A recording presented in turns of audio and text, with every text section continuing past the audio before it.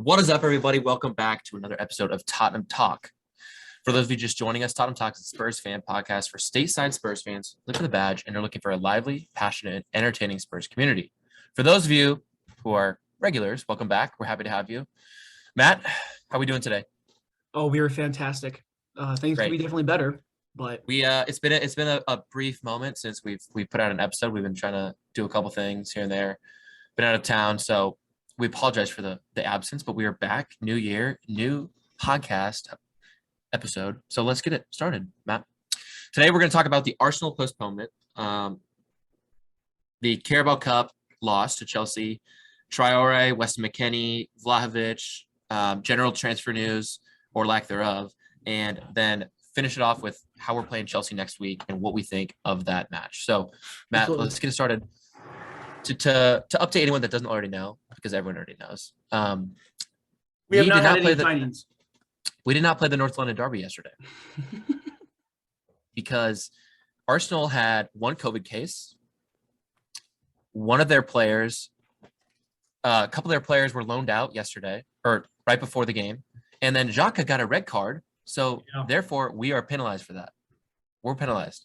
So there's just so much to go into this. I mean, it's absurd. I think there's a couple of nice points about it is that most of the pundits that I've seen have been kind of shaming Arsenal for doing this and mostly shaming the Premier League because the Premier League has a lot of questions to answer for here. Matt, what are your initial thoughts when you heard that it was postponed, not for COVID but because Arsenal had a lot of injuries?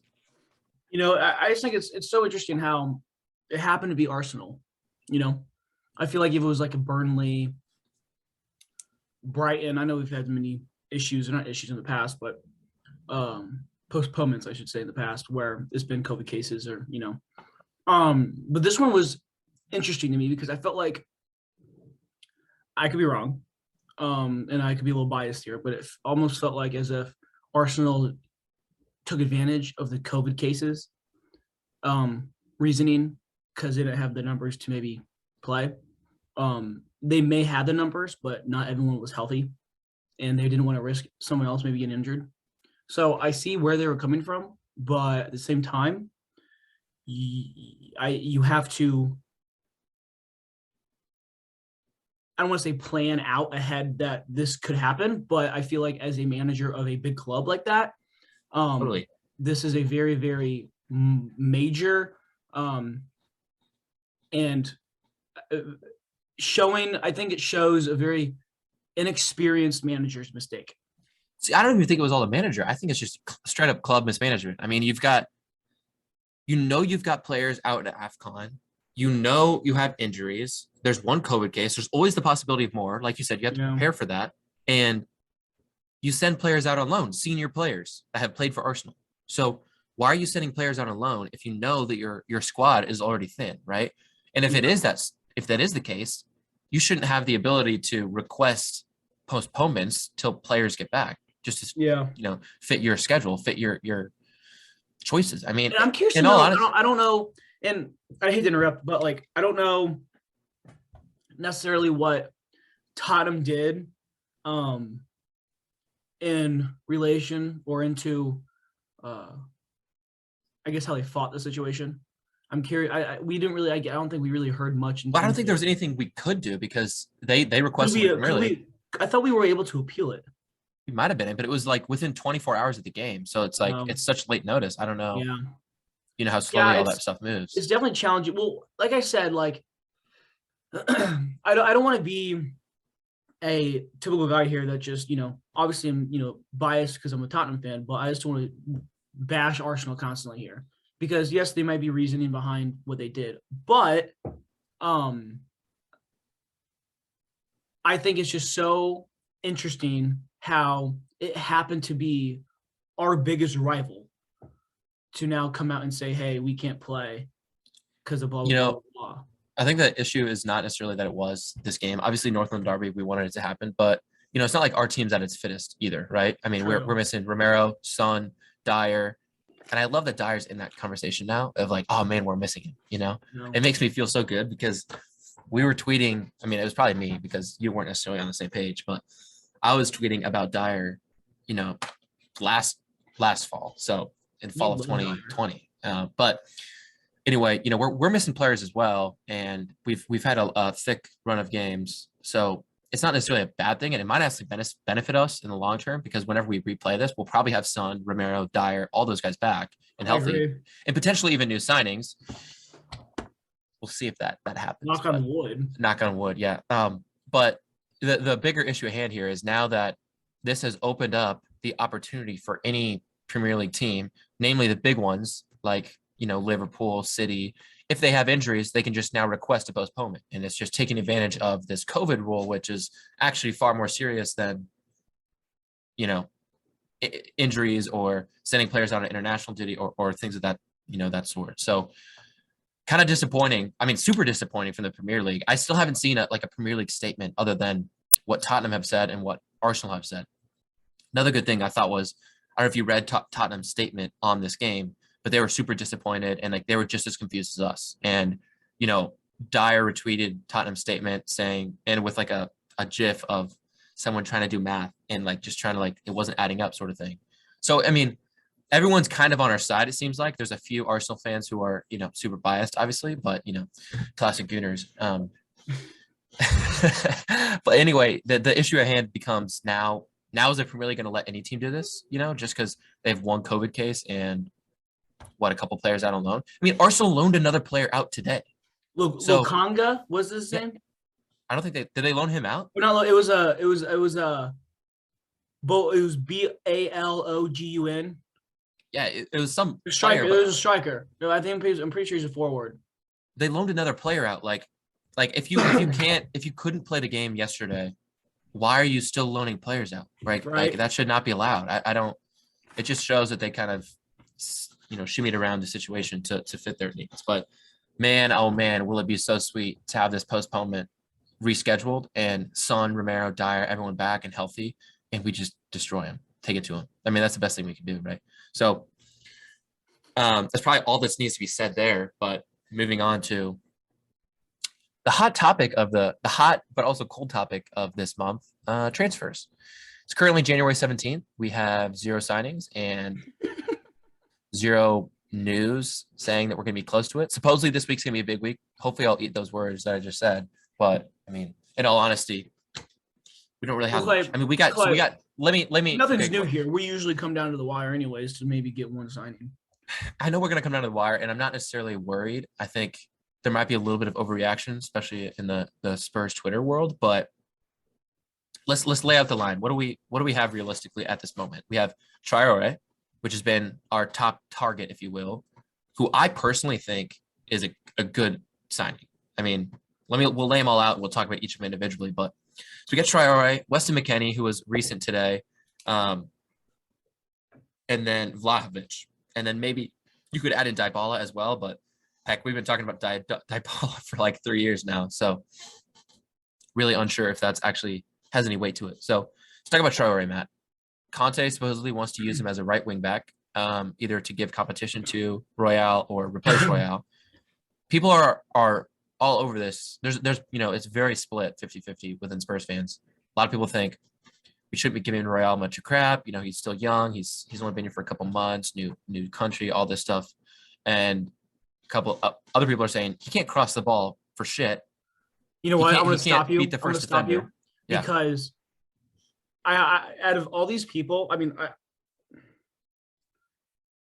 God, I love transfers. But Dewson obviously is a big one I love. Weston, someone I love too. But Adama is interesting, and he's a unique name out of these 3. And I feel like a typical person would look at this and be like, no, why? But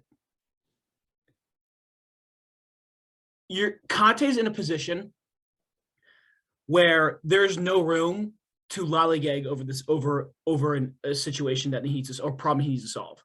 It's simply, we're fixing this. That's what I'm here to do. We're fixing this. Right. Whether that is, hey, I know we just signed a $35 million right back who's 23 and can be good, but he's not performing the way we need to. We need to put someone else there. And you know what?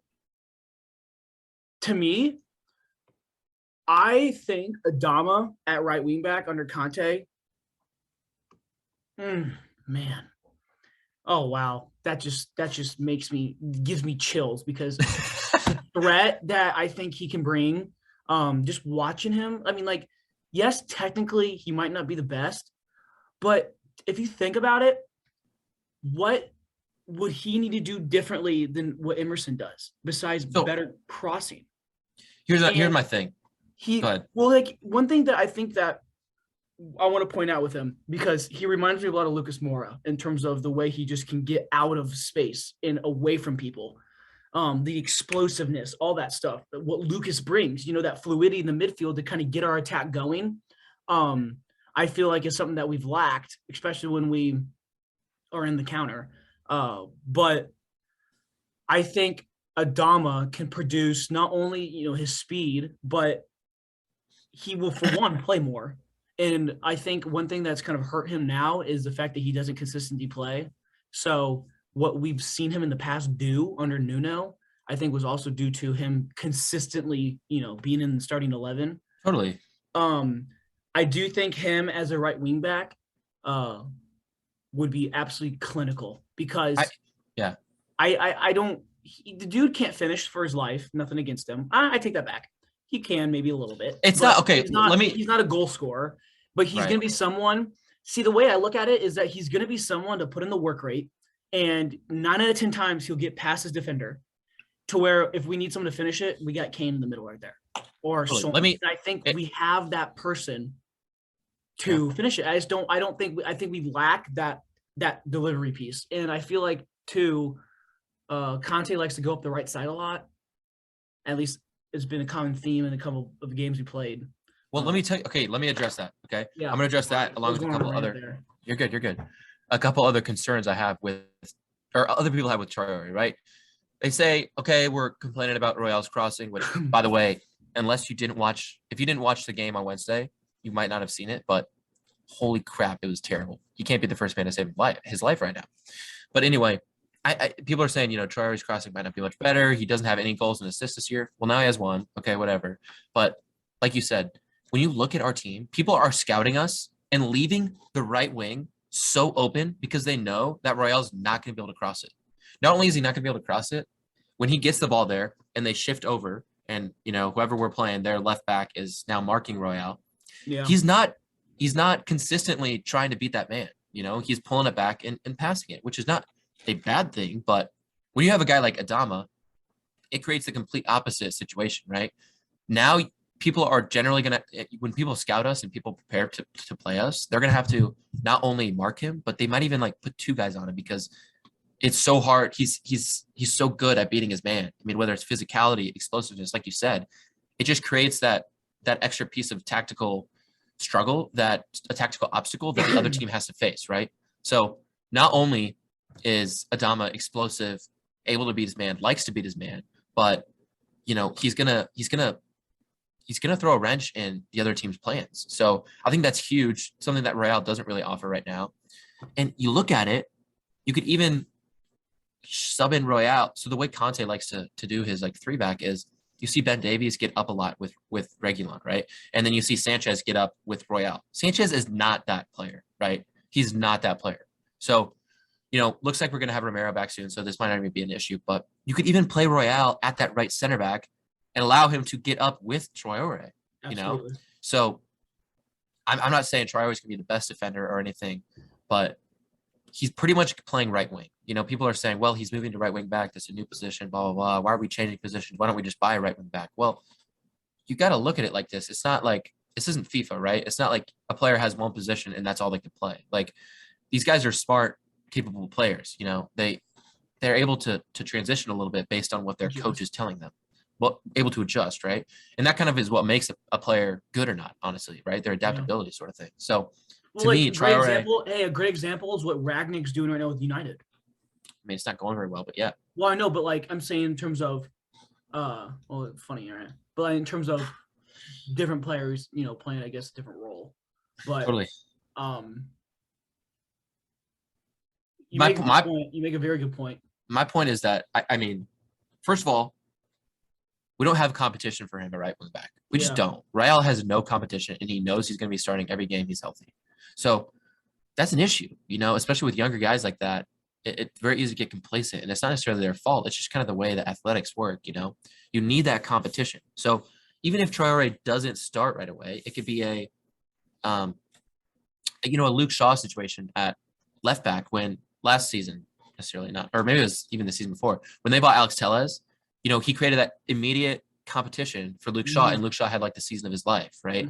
So we don't even need Traore to play exceptionally well. We just need him to add some pressure to Real, saying, hey, this spot's not guaranteed. And heck, we need to have depth for once in our life. So to me, Traore is a no-brainer. Levy needs to shell up the money, get the line across. Would that be a loan? So suppose the news right now is that Levy wants a loan because with the obligation to buy the summer because we don't have enough money yet. Okay, which take that for what it is. None of us are on the books, right? We're not keeping books for Tottenham. We theoretically we should have lots of money, but we can't complain about things we don't know about. I mean, I think we should be able to spend 20 mil on Traore, no problem. Apparently we bid 17 and it was declined. Like, come on, Levy, 3 mil, like get it across. But if we could get a loan, I mean, I saw today that personal terms were agreed with Traore, but there's also news now that he might want to wait until the summer and go to Barcelona. So, there's a lot up in the air right now. I think we still have a good chance at him, and to me, it's a no-brainer. So, move on to Weston McKennie. The American baby. The homegrown American boy. I mean, personally, I'd just be ecstatic to have another American at Tottenham. I don't know about you. I mean, remember when Clint Dempsey was there, and it was just so cool to see, especially when we were younger, that Americans can do it. They can play over there. And it's just great to see. So I think, let's talk about Weston McKennie like a little bit more in depth, I guess, how he could help us. I'll tell you right now, there's one thing when I watch him play, and I've watched him the last couple of weeks play for Juventus because I watch Serie A a lot. He would be, I guarantee you, if he came, he would be our best ball-winning player in the air. The dude is the best defensive ball winning in terms of corner kicks.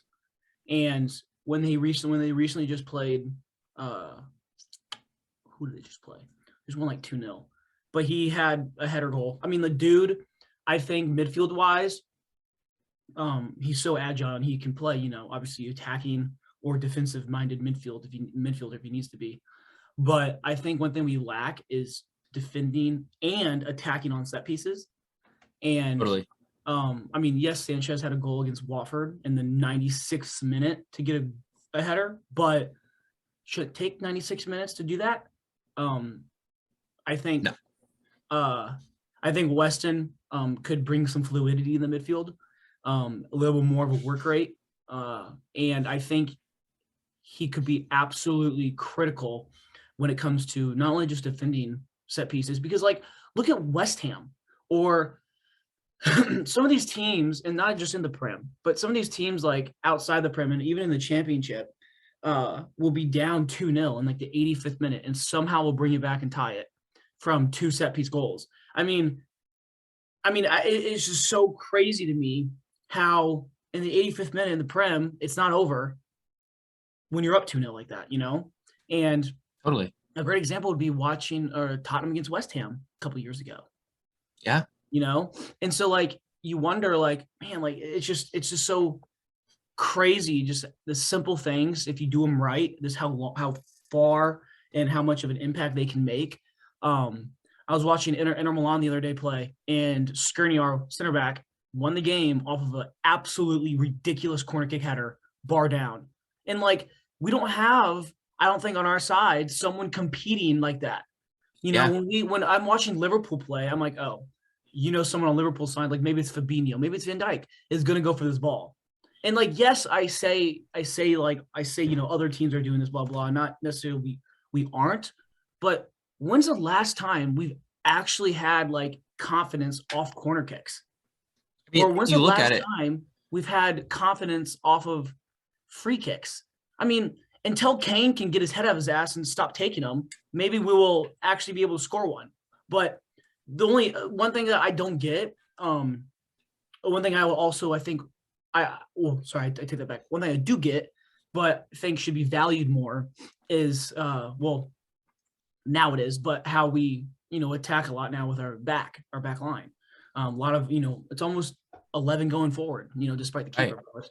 But, I just think, there's situations for us, at least, if you want to be a top team that, in the 85th minute or even in the 25th minute, on set pieces, there's chances to get goals. And how easy and simple it is to say, I get it's harder to do. But for some reason, I just don't see the passion, the drive, the competing factor when it comes to Balls out of the air. balls out of the air. But that goes hand in hand with offensive and defensively. When we Totally. played Liverpool and tied them 2-2, our work rate and our demeanor on the field was so different. You remember that game, right? Yeah. That was over Christmas break. We were a whole other team, and I feel like we would be able to depict that if we were able to see someone be, defensively or offensively winning balls out of the air. I mean, it's just so crazy how many goals we've let up because of it and how many goals we could have because of it. Obviously, Weston, I think, brings more. That's just one thing that stood out to me because of how consistent he's been using his head in Serie A. I mean, the guy has more the goals he scores are all headers. And I mean, when he's defending, he's the first one on the head ball, second one on the head ball. I mean, he's always in the air. And I just think in the Prem, with how it's so competitive and it's so physical, I just don't think we have anyone on our team at the moment or someone to prove to us yet that I'm going for this every time. Yeah, I mean, Sanchez is like maybe can move his way into that conversation, but when you look defensively on defensive quarters, who are so there's typically you want someone like top of the six and then like PK spot. Those are gonna be your two best headers. That's the way, especially the way we do it. We like have them free usually and then man mark elsewhere. It also depends on the game, but it's Harry Kane and Lucas. Two attacking players that's an issue. are our best That's headers. an issue. That's a problem. I don't like that. Why two of our best ball winning in the air. Yeah, people. Yeah, ball winning. Yeah, headers. Best ball winners, whatever. I can't find the terminology for it. Are playing defense on the corner kick. I get it. Right. You might need people back, but no, not both of them. No, one at least, or sorry, one at most. We shouldn't. It's have not to say that, like you said, is that like I mean I think Dyer's a decent header, but he lets a lot go through. That's probably one of his weaknesses. So we shouldn't rely on our offense to have to defend on headers. No, our center back is a problem. Well, I mean, and going forward, like we don't have any. I mean, you look at Kane and Lucas; they're going to be marked up, right? Like because they know that they're the only ones that can head it. Having Weston McKennie is just another one of those players that gets in there, wants it. I mean, like I said, Sanchez has had a fair amount of goals. I mean, he's had like 3 this season, I think, actually. But anyway, I think that's one of the props about the way that youth soccer is taught in America is that it's like all about aggression, and like it's a very physical game. So you got to get in there. You got to want the ball, win the ball. So, I mean, I think Weston's kind of displaying that, like you said, at Juventus, but bringing that to Spurs would be huge for us. Huge. I mean, it makes us an attacking presence. And like you said, one of the biggest players we need right now is a midfielder, right? And maybe it's not an instant starter. I mean, probably is, but like if you watch, sorry to interrupt, but if you watch Juventus and how they progress, they always try to push up the right side with Cuadrado. Cuadrado's their attacking, and he's great at it. He can do if Emerson could do what Cuadrado could do, holy crap. Cuadrado is constantly going up the right side. But the ball gets facilitated from the left to the right because it pushes everyone to one side and overloads the ball, overloads on one side to where you can counter on the right. So I'm watching their game, or I guess a good example would be a couple, or maybe 2 years ago, maybe last year in Champions League, but I was watching and Weston McKennie scored here.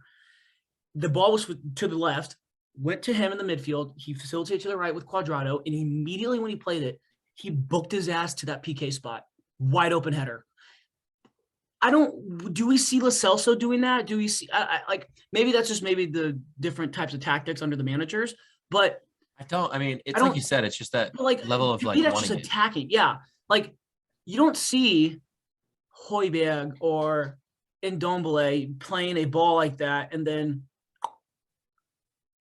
we're attacking. I think Højbjerg would like want it, but I just don't think that's necessarily in his skill set, Like It could be the only terrible. time we've seen it is Lucas, right? Like he gets up there, but that's it. And he's oftentimes marked or somewhere else where he can't be there. So I think And not even too, I think Traore. Emerson likes to just loft balls and not have target on where he's Well, that's the putting. only way he can beat the first defender. That's the only, and it's Just loft like it in there. he can't do it otherwise. So Yeah. And that's moving on. that's another thing of where that might lack. Obviously Quadrado plays a big factor in what I was explaining there. But point of that is just I just don't. I mean, same with like I can think of Premier League teams now that are able to do that so well. I mean, Liverpool's a good example, but like, I just don't. It's so frustrating as a fan watching us try to do what we want to do, and then it comes down to it's the skill that is lacking, Yeah. and to fix that would be Or maybe even worse, something effort. better. What? Or even worse, like effort for it. Or effort, and it's like there's obviously times where okay, yes, maybe we'll be a little lenient here because this happened or blah blah blah blah blah blah, but it's just too consistent, and I feel like at some point you have to be like, okay, it's not working, we should fix this, and that's And I when it think comes to maybe finding someone new, Yeah. and I don't see any problem finding not someone else, but finding another right wing back or another right back. Say Emerson can still play in the back three, and Emerson can still play in that midfield as a right wing back. I mean, I don't. Excuse me. I think two. This is a stretch, but if Weston would have come in as a midfield, could you see Højbjerg playing as a center back? I don't think. I mean, you could. Yeah, I don't think so. I mean, I think Højbjerg needs a little more freedom. I think the good thing about him and Skip is that they both give you a lot defensively. So it's not one of them caught one way or the other. So they both have the freedom to move up and be that 8 player as well. The issue is we don't have a 10. So Yeah. neither of them are a 10. I don't think Weston's necessarily a 10, but he can get up there and get He's an 8. He's an 8. No, I know he's an 8, but like Yeah. he can get up there into the box, score goals and stuff. But moving on to our next option could definitely be a 10.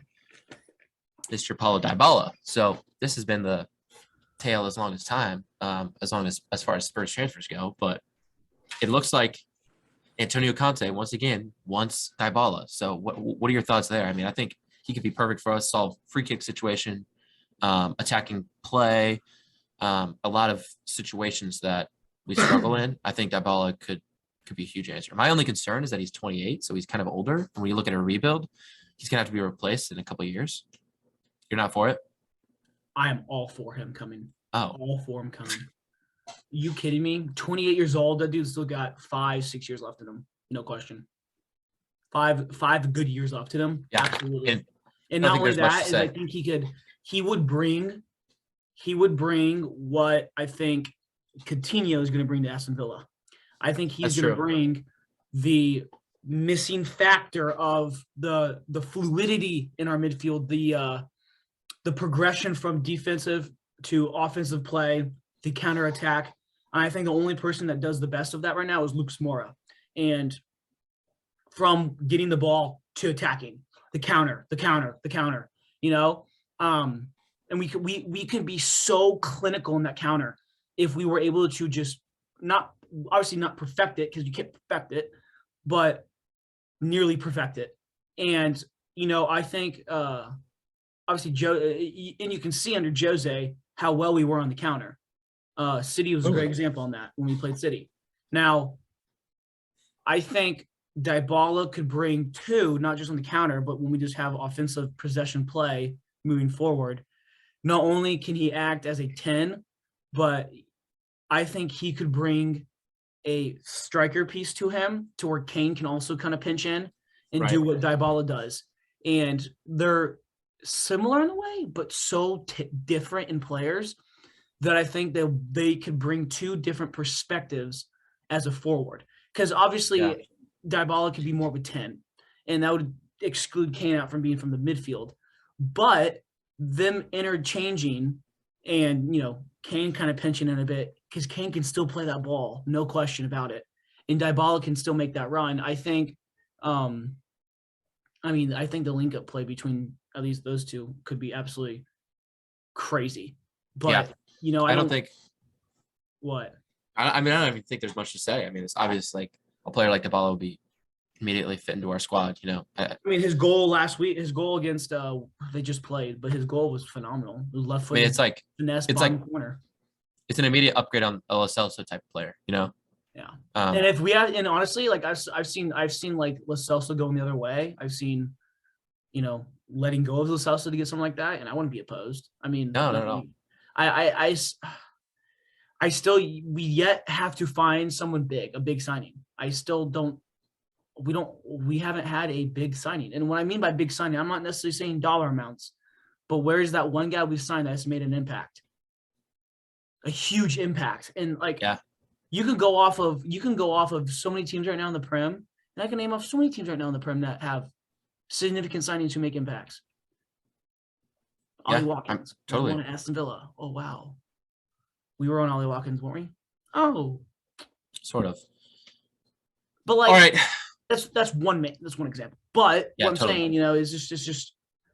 I know we need it. I think the closest has probably been maybe Sergio Reguilon or even Koibet in the past 3-4 years of signings like that. Thought it was going to be Tanguy, wasn't Tanguy. Probably could be Romero, but he's been injured for a lot of the fall. So, but I mean, he's not going to make an impact offensively, really. I don't think. But all right, moving on. When I was thinking of Liverpool, I was thinking of Van Dijk. Yeah, that's true. Like Van Dijk put them on to what they are today. True. And so like obviously, everyone's trying to find their Van Dijk type thing too. And I'm not saying we're trying to necessarily do that on our defensive side, but I still think we still need a quote unquote star player that we haven't bought. And I don't know who that's going to be, but Dybala would fit that very well. Definitely. All right. Last guy, he needs to know. I mean, I don't even think we need to say much on him because I don't think it's realistic right now, to be honest, but is Vlahovic. You don't think it's realistic to get him? Not in January, no. I don't. Oh, not in January. I see what you're saying. I think Arsenal will try. He doesn't want to go to Arsenal. Fab said that he wants to stay at Fiorentina for the rest of the season and help them reach European football, which would be cool. I mean, that'd be a good thing. I mean, he obviously loves that club, but he wants more. So, and then leave in the summer. And I think then Paratici better work his magic and, over there with his connections to Italy, because that would be a huge, huge signing for us. And the way he'd be able to work with Kane. I mean, Fab said himself that if he was Vlahovic, he'd go to Spurs because you got Conte, you got Paratici, and you're working with a 2-forward system with Kane. I mean, that is just Kane playing a sort of a false nine, probably a little more, and working off of with Vlahovic. I mean, it's super exciting. So I'm not gonna let myself think about it. And I know. I'll hear your brief thoughts. Dustin's also left-footed. I don't know if you knew that. Yeah. He's left-footed, and it's funny because I have the Fiorentina game on right now, and I'm watching him. He just missed a PK, but he did do a Panenka. That's his fault. But what I was saying is like he could also play in that that 3-striker system, like you said, that right forward on his cut on his left. No, I'm not even saying 3-striker. Like you're not. Striker. I see what you're saying. You're 2-striker. Yeah, a 3-4-1-2 type thing. 3-5-2. Yeah, I mean that essentially. 3-5-2.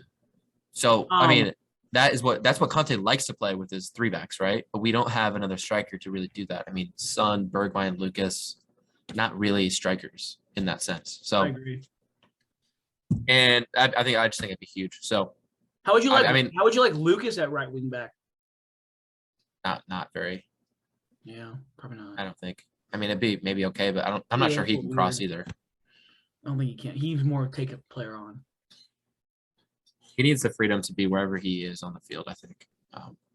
What Conte's doing with him right now is probably the best we've seen out of Lucas, besides obviously Champions League semifinal. But alrighty, moving on to a little more depressing news. If transfers at Tottenham aren't depressing enough, a Chelsea loss.